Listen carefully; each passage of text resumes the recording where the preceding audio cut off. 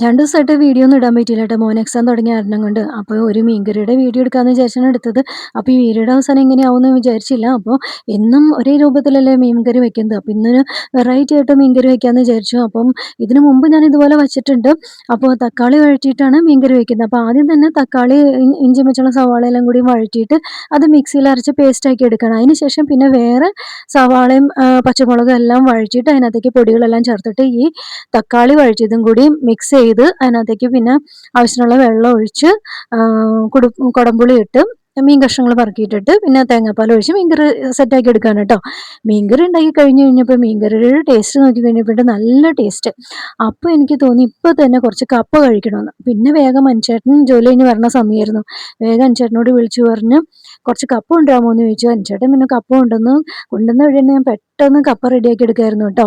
അപ്പോൾ ഈ മീൻകറി മാത്രം വെക്കാമെന്ന് വിചാരിച്ചിട്ടാണ് ഞാൻ ഈ വീഡിയോ എടുത്തത്. പക്ഷേ ലാസ്റ്റ് ആയപ്പോഴത്തേക്കും കപ്പയും മീൻകറിയായി മാറി കേട്ടോ. അപ്പോൾ ദേ കപ്പ നന്നായിട്ട് കുഴഞ്ഞ് വേവിച്ചെടുത്തിട്ടുണ്ട്. ദേ മീൻകറിയും കൂടി ഒഴിച്ചിട്ടുണ്ട്. അപ്പോൾ ഇന്നത്തെ വീഡിയോ ഇത്രയേ ഉള്ളൂ കേട്ടോ.